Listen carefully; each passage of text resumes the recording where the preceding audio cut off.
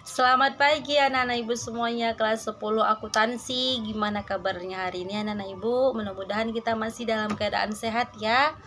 Nah, di video kali ini ibu akan menjelaskan pelajaran kita ekonomi bisnis. Dan seperti biasa, di akhir video nanti ada 3 pertanyaan yang anak-anak ibu semua wajib jawab ya. Nah, di video kali ini ibu akan menjelaskan judul besar baru, yaitu judul besarnya memahami hukum permintaan penawaran, konsep elastisitas dan harga keseimbangan pasar. Kita masuk yang pertama, yaitu pengertian permintaan atau demand, yang biasa kita singkat dia dengan huruf D, dan penawaran supply, bahasa Inggrisnya yang biasa kita singkat dia dengan huruf S. Ya, yang pertama yaitu pengertian permintaan atau dia hukum permintaan. Hukum permintaan adalah hukum yang menjelaskan tentang adanya hubungan yang bersifat negatif antara tingkat harga dengan jumlah barang yang diminta. Apabila harga naik, jumlah barang yang diminta sedikit. Dan apabila harga rendah, jumlah barang yang diminta meningkat. Nah, itu tadi dia untuk pengertian hukum permintaan. Bunyinya bagaimana Bu untuk hukum permintaan? Semakin turun tingkat harga, maka semakin banyak jumlah barang yang tersedia diminta.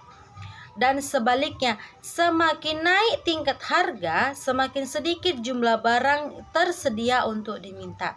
Bisa kita artikan di sini untuk dia hukum permintaan. Apabila suatu barang harganya murah, pasti banyak orang-orang beli. Ya kan? Nah, apabila suatu barang harganya mahal, maka pembelinya menurun. Nah, itu dia untuk hukum permintaan. Dibunyikan sekali lagi ya. Semakin turun tingkat harga, maka semakin banyak jumlah barang yang tersedia diminta. Dan sebaliknya, semakin naik tingkat harga, semakin sedikit jumlah barang tersedia diminta. Itu dia tadi untuk hukum permintaan. Sekarang jadi Bu, kalau dia di hukum permintaan ini berlaku yang namanya ceteris paribus. Apa itu Bu?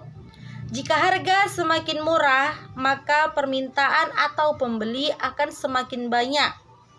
Dan sebaliknya, jika harga semakin rendah atau murah, maka penawaran akan semakin sedikit dan sebaliknya.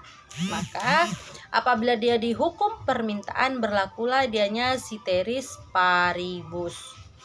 Masuk kita yang kedua, yaitu hukum penawaran. Hukum penawaran ini bahwa semakin tinggi harga, jumlah barang yang ditawarkan semakin banyak. Sebaliknya, semakin rendah harga barang, jumlah barang yang ditawarkan semakin sedikit. Inilah yang disebut sebagai hukum penawaran. Bunyinya bagaimana? Bunyi dari hukum penawaran adalah semakin tinggi harga, semakin banyak jumlah barang yang tersedia ditawarkan. Sebaliknya, semakin rendah tingkat harga, semakin sedikit jumlah barang yang tersedia ditawarkan. Nah, di hukum penawaran dia tidak berlaku yang namanya ceteris paribus. Nah, udah bisa dibedakan di sini ya anak-anak, yang mana dianya hukum permintaan dan hukum penawaran. Sekarang Ibu kasih contoh untuk anak-anak Ibu semua ya. Di hukum permintaan yang pertama. Nah, di hukum permintaan yang pertama tadi berlaku yang namanya ceteris paribus. Apa ceteris paribus tadi anak-anak? Ceteris paribus bunyinya jika harga semakin murah, maka permintaan atau pembeli akan semakin banyak. Dan sebaliknya, jika harga semakin rendah atau murah, maka penawaran dan semakin sedikit. Nah, Ibu contohkan di sini untuk sembako, yaitu contohnya beras. Beras itu kebutuhan pokok kita utama untuk makan. Ya kan anak-anak? Semakin murah harga beras, harga beras semakin murah, maka semakin banyaklah minat konsumsi, semakin banyaklah manusia untuk membeli beras tersebut. Ya kan? Itu berlaku dianya. Jadi kalau harga dianya naik, sedikit orang untuk membeli beras. Bisa diganti yang namanya dianya dengan barang substitusi, yaitu barang pengganti. Jadi Bu, tadi Ibu bilang kalau dianya barang hukum permintaan, dicontohkan dia untuk harga beras. Kalau dia harga beras murah, pasti banyak berbondong-bondong orang untuk membeli beras. Jadi kalau harga beras naik, sedikit orang membeli beras, bukan berarti tidak membeli beras. Artinya masyarakat apabila harga beras naik, mereka akan berpindah, mereka akan mengganti jenis merek berasnya. Nah, itu dianya, bisa dipahami ya anak-anak Ibu. Kemudian contoh dari hukum penawaran. Bunyinya tadi sebagai apa? Semakin tinggi harga, semakin banyak jumlah barang yang tersedia ditawarkan. Sebaliknya, semakin rendah tingkat harga, semakin sedikit jumlah barang yang tersedia ditawarkan. Nah, untuk hukum penawaran ini biasanya dia untuk barang-barang elektronik yang mahal. Ya, kita contohkan untuk mobil yang mahal. Semakin tinggi harganya, semakin bagus jenis mobilnya, maka semakin banyak orang-orang kaya untuk membeli mobil tersebut.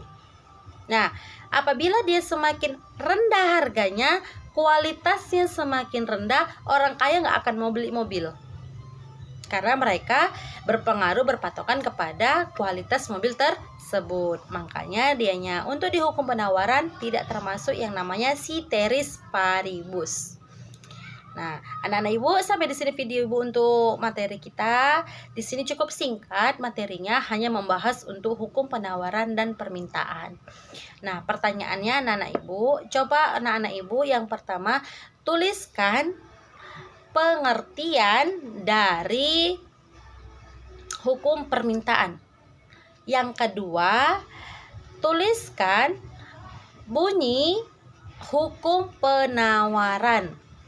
Dan yang ketiga, jelaskan perbedaan antara permintaan dan penawaran. Sampai sini dulu video Ibu ya. Sampai jumpa di video selanjutnya dengan materi baru. Tetap jaga kesehatan dan selamat pagi.